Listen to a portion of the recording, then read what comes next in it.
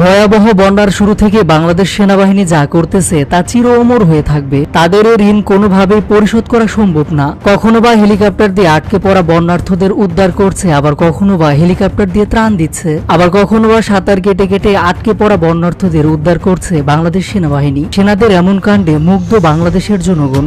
এমন সেনাবাহিনী তো বাংলাদেশের মানুষ চায়, যাদের নিয়ে গর্ব করা যাবে। তবে এবার যে দৃশ্য দেখা গেল তা আপনার মনকে নতুন করে নাড়া দেবে। নিজেই সিঁড়ি হয়ে গেলেন। সামাজিক যোগাযোগ মাধ্যমে ভাইরাল হওয়া একটি ভিডিওতে দেখা যাচ্ছে অনেকেই ট্রাকে ওঠার চেষ্টা করছেন। এমন সময় একজন বোরকা পরা মেয়ে ট্রাকে উঠতে পারছিলেন না। এ সময় বাংলাদেশ সেনাবাহিনীর একজন সদস্য কোনো কিছু না ভেবে বসে পড়লেন রাস্তায়। এরপর নিজের এক হাঁটু বিছিয়ে দিয়ে নিজে হয়ে গেলেন সিঁড়ি। এরপর সেই মেয়ে সেনাবাহিনীর হাঁটুর উপর পাড়া দিয়ে গাড়িতে উঠল।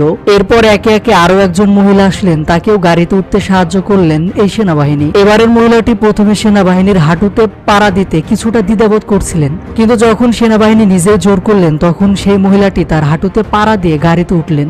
এ যেন সিনেমার মতো এক মহাকাব্য। দারুণ এই মুহূর্তের দৃশ্যটি সোশ্যাল মিডিয়ায় তুমুল ভাইরাল হয়েছে, জানিয়ে বেশ প্রশংসায় ভাসছেন এই সেনাবাহিনী সদস্য। মূলত বাড়িঘর ডুবে যাওয়ায় উদ্ধার শেষে গাড়িতে করে নিরাপদ স্থানে যাচ্ছিলেন সেসব যাত্রীরা।